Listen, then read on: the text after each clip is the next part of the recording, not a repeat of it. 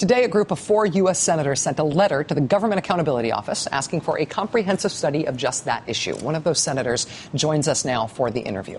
It's Bernie Sanders, the independent senator from the great state of Vermont, who caucuses with the Democrats. Senator Sanders, it's nice to have you here. Thank you for your time tonight.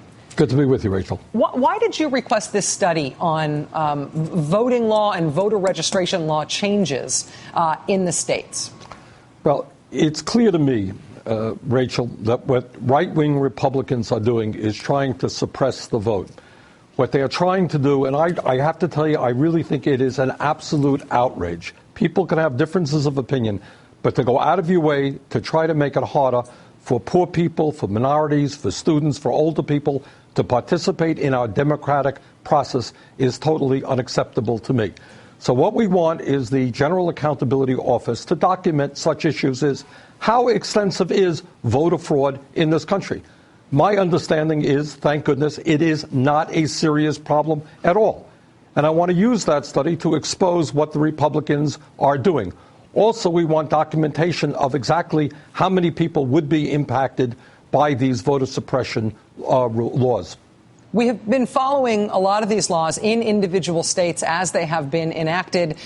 Today, in fact, was the first election, a series of municipal elections across Wisconsin in which photo ID was required in Wisconsin. These things have been going into effect since Republicans won so many governorships and state legislature seats in the 2010 elections. I have heard people who studied this issue say that as many as 21 million Americans may not have the ID that Republicans are trying to require to vote. Do you think that these laws are so sweeping that they could affect the outcome in national elections? Oh, absolutely. I mean, what you're talking about is sometimes we forget, not everybody is middle class.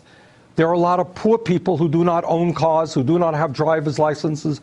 A lot of old people don't drive as well. They do not have, in many cases, government-issued IDs. And then what these states are doing is making it very, very difficult and sometimes expensive for poor people, for old people, to get to the places they have to go in order to get these photo IDs. Very few people, I think, who study this issue doubt that what the Republicans are about in this area is simply making it harder for those people who might vote against them to participate in the political process. And if I might say, Rachel, this is the other side of what Citizens United is about. Citizens United is to give billionaires and corporations the opportunity to buy elections and candidates.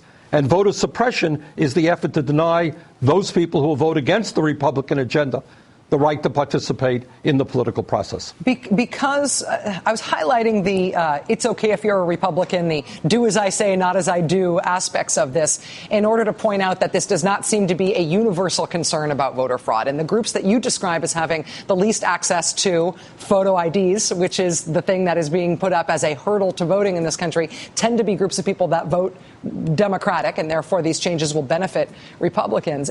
When you look at all these things together, it makes me wonder if you, as a senator, when you talk to your Republican colleagues, when you talk to Republicans in your home state of Vermont, are there Republicans who are concerned about how difficult these state law changes are making it to vote, or is this really purely a partisan thing? I think this is 100% partisan, and it goes even further than we've talked about. They are trying to create a situation where if you're a college student, you can't use your college ID card to register to vote. They're trying to roll back same-day registration. 8 states have same-day registration where you can register on the day that you vote.